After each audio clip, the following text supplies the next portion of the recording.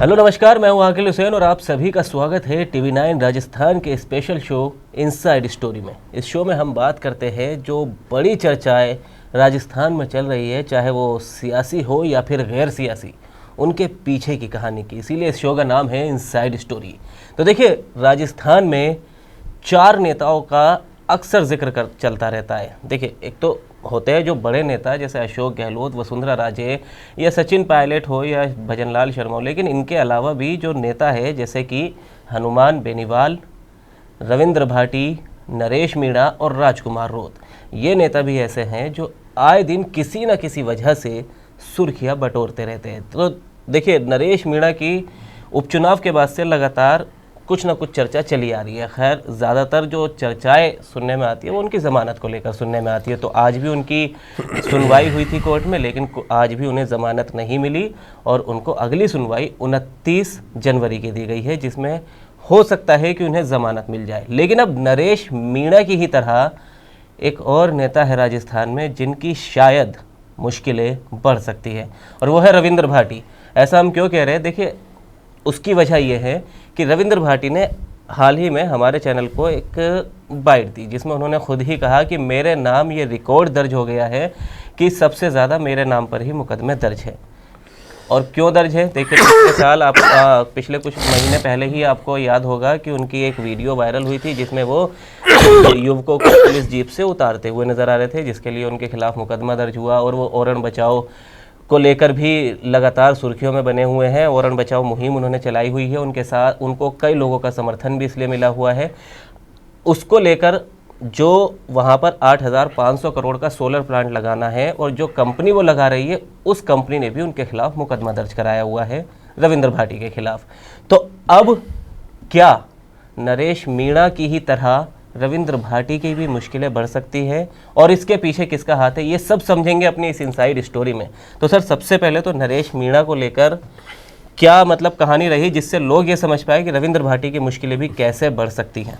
देखिए, करीबन 65 दिन बाद आज पहली बार नरेश मीणा फिजिकली कोर्ट में अपीयर हुई थी जी। हालांकि सुनवाई के लिए समय मांग दिया गया, 2 हफ्ते के लिए बढ़ गया जी। कुल मिला के आपको मैं जो ये कहना चाह रहा हूँ कि कैसे इस समय सियासी शिकंजा भी नरेश मीणा पर कसता जा रहा है। जिस जो किरोड़लाल मीणा लगातार उनका शुरुआत में बड़ा बचाव कर रहे थे और सब बता रहे थे। अब आपने देखिए कैसे पहले सरकार ने दूरी बना ली, कांग्रेस उनसे दूरी इस समय बनाए, क्योंकि न कांग्रेस को नफा हो रहा है न नुकसान हो रहा है, कोई है नहीं। इसलिए नरेश मीणा तो अकेले पढ़ते ही जा रहे हैं। और अभी जैसा कि इतने मुकदमे हैं, पूरी चार्जशीट फाइल मंगवा ही ली थी, क्या क्या मुकदमे हैं। तो आज अभी क्रमवार इनको पुलिस गिरफ्तार करेगी, जेल में ही कहेंगे अब इनका 14 दिन का हमें दे दीजिए, अब हम गिरफ्तार कर रहे हैं, अब हम गिरफ्तार कर रहे हैं। तो नरेश मीणा के लिए मैं ये कह सकता हूँ अभी कोई तुरंत राहत अगले 15 दिन बाद भी नहीं मिलने वाली है, जब 2 हफ्तों का समय जो दिया गया है, क्योंकि अभी उनके ऊपर कई केसेस में सुनवाई होनी, अभी उसमें कुछ भी नहीं फाइल हुआ। मजे की बात यह है कि अभी इसमें भी कोई चार्जशीट नहीं लगी है, अभी ये इनकी जमानत याचिकाओं पर सुनवाई होकर टल जा रहा मामला जी। और बाकी सबको मिल चुकी है, सिर्फ नरेश मीणा रह गए। आज भी बहुत भीड़ आई और मिलने की कोशिश कर रहे थे नरेश मीणा से, कि कोई नहीं मिल सका। पुलिस ने चाक चौबंद व्यवस्था कर रखी थी। तो वहाँ पर तो नरेश मीणा के लिए अब आप समझ सकते हैं सियासी सफ़र कैसा हो रहा है, जब आप पहले मिल पाएंगे नहीं मिल पाएंगे। आप याद कीजिए, जो 24 नवंबर को उनके साथ लोग खड़े थे, 13 नवंबर को, फिर 14 नवंबर को, घटते घटते घटते घटते अब वो कोर समर्थक रह गए। जिस चीज़ के लिए वो 13 तारीख को लोग वहाँ पर बैठे थे कि उनियारा को अलग कर दिया ग्राम पंचायत से, ये वोट अब पूरी फिर से रीऑर्गेनाइज हो रही है। आप ये इसको हमें ध्यान में रखना होगा कि जो मुद्दा ही है वो ही खत्म हो जाएगा और उनकी सियासी मुश्किलें बढ़ती रहेंगी। और उन्होंने तो वो कांड कर दिया जो एसडीएम को थप्पड़ मारा, तो उसके बाद तो उसमें इतनी जल्दी राहत मिलने वाली नहीं है। एक तो कहानी ये हो गई। अब मैंने थोड़ा सा जिक्र इसलिए अपने दर्शकों से किया कि वो भी वहाँ पर जो ग्रामीण वोटरों का बहिष्कार कर रहे थे, और जब वहाँ जैसा कि नरेश मीणा की तरफ से आरोप था कि पुलिस उनको डंडे मार के और कह रही थी कि आप वोट डालिए, तो वो उनके साथ खड़े थे, लेकिन क्या हुआ, आखिरी में बवाल इतना बढ़ा और नरेश मीणा 65 दिन से ऊपर जेल में हो गया है।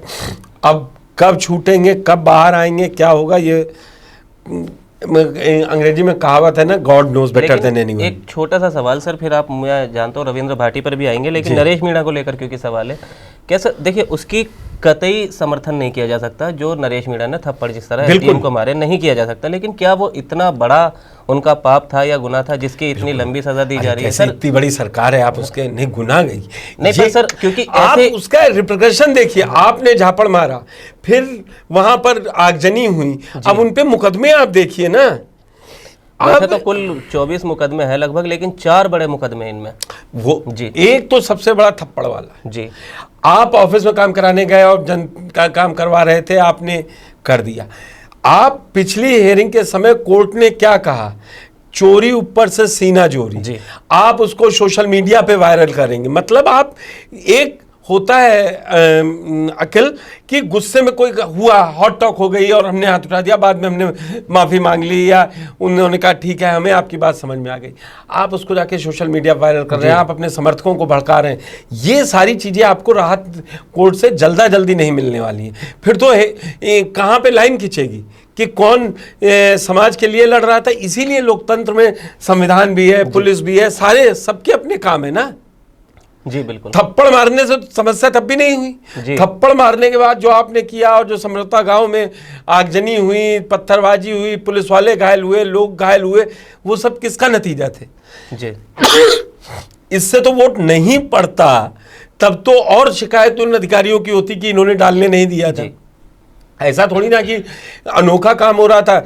आप कहीं का चुनाव उठा लीजिए कि 1-2 गांव में लोग बहिष्कार कर देते हैं कि रोड नहीं बनवाई है, सड़क नहीं बनवाई, पानी नहीं आता है, बिजली नहीं आती है। हर आदमी की अपनी समस्याएं हैं, वो अपना विरोध का तरीका है लोकतंत्र जी। लेकिन लोकतंत्र में हाथापाई करना, किसी को अधिकारी को झापड़ मारना, वो कार्रवाई में नहीं है, लोकतंत्र की कार्रवाई में नहीं है, पहली बात। दूसरी बात कि आप पर पहले भी मुकदमे लगे थे, आप कर रहे थे सियासत, तो सरकार नहीं एक्टिव थी। मैं फिर वही कहता हूँ, फिर एक्टिव हुई तो अब हर फाइल खुलेगी, जब सारी फाइलें खुलेंगी जी तो बिल्कुल होगा हिसाब, और अब हिसाब में लग जाएगा टाइम। आप 24 से अंदर है, 25 में बाहर आ पाएंगे, 26 में बाहर आएंगे कि कब आएंगे, क्या सजा होती है। तो उस गुस्से पे काबू होना चाहिए जो आपको आपके रास्ते से भटका दे। ये तो बड़ी सूफी लाइनें हैं, इनको बात सियासत में नहीं है। हो सकता है नरेश मीणा का अपना जमीन मजबूत हो रही है जी। जी, अब रविंद्र भाटी भी क्या इसी, आप याद कीजिए जी, 23 नवंबर को रिजल्ट निकल रहे थे जी, 24 नवंबर को उन्होंने खाद डाल के आसमान में और रात बिताई, रात वहीं और अपना उठे थे, सुबह का पोस्ट डाला था कि ओरण के लिए ये लड़ाई है जी। ये भी एक तरीका है ना, ये भी एक तरीका है। अब क्या है कि जो आपने बात कही कि क्या रविंद्र भाटी को भी, तो इस समय लेकिन वो एक और वीडियो वायरल हुआ था ना सर इस दौरान, जब उसके बाद आपको याद होगा जीप से उतार लिया, थानेदार वहीं खड़े, पुलिस वाले वहीं खड़े, पुलिस की जीप से युवकों को उतार लिया। ये गलती करेंगे जी, आप हाथ नहीं छोड़, ये भी उसी बाधा में आता है, सरकारी कार्य में बाधा। तो असल में नेता को क्या होता है, और जो निर्दलीय और युवा जीता होता है उसको लगता है मैं जो कर रहा हूं, मेरे साथ 10,000 लड़का खड़ा है, अभी तो वो 5 आदमी क्या रोकेंगे पुलिस वाले, कहीं उतार ले जाओ भाई। वो अपनी रिपोर्ट लगा देंगे कि एमएलए रविंद्र भाटी शिव से, और उन्होंने ये 5 लोगों को छुड़वा लिए जी थाने से।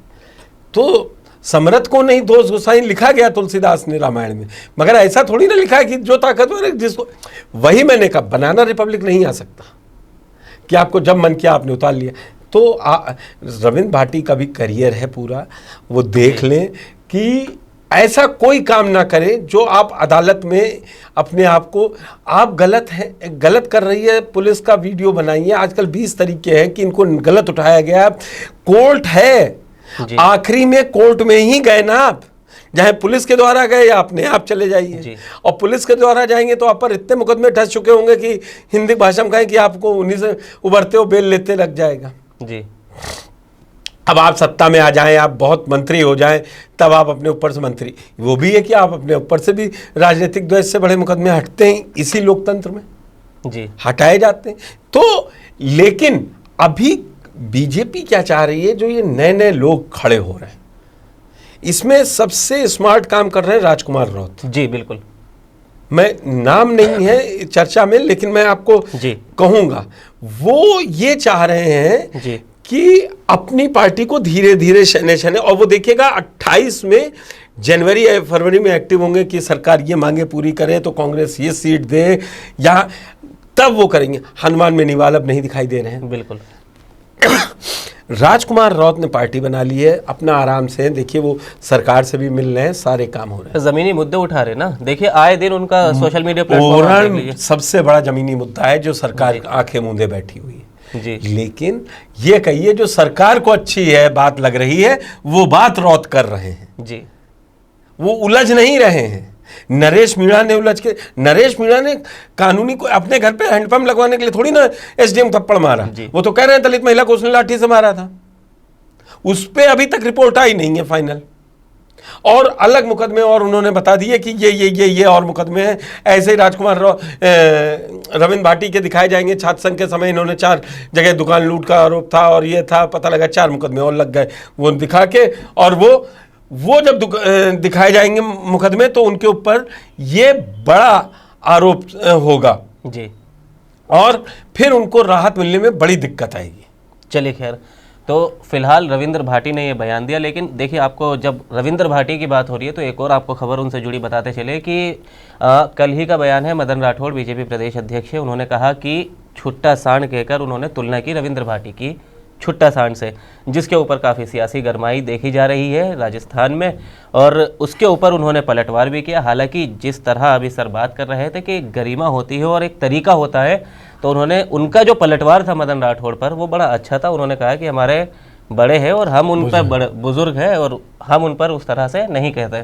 तो अब इससे एक लाइन उन्होंने खींच दी कि हाँ वो सही है और उन्होंने उनकी तुलना करके गलत किया है। हालांकि इस पर और भी नेताओं के प्रतिक्रियाएं देखने को मिली, और इसी तरह मतलब इस चर्चा का असल मौजू अगर आप देखें तो वो यही है कि रविंद्र भाटी को भी संभल कर चलने की ज़रूरत है। जो तरीका राजकुमार राउत अपना रहे, शायद उसी तरीके पर चलना ही असल सियासत है, असल लोकतंत्र है। तो अब फिलहाल अब रविंद्र भाटी क्या, जैसे वो जीप वाला वीडियो आया था, इस तरह क्या और भी कुछ देखने को मिलेगा? जिस तरह वो अब बयान दे रहे हैं मेरे खिलाफ सबसे ज़्यादा मुकदमे, तो क्या वो फिर से बयान देखने को मिलेंगे? और अगर ये देखने को मिलेंगे तो कहीं ना कहीं वो फंसते चले जाएंगे। तो फिलहाल आज की इनसाइड स्टोरी में इतना ही, और बाकी एक बार फिर कल आपसे मुलाकात होगी एक नए सियासी या गैर सियासी मुद्दे के साथ। हमें दीजिए आज इजाज़त, आज के लिए शुक्रिया।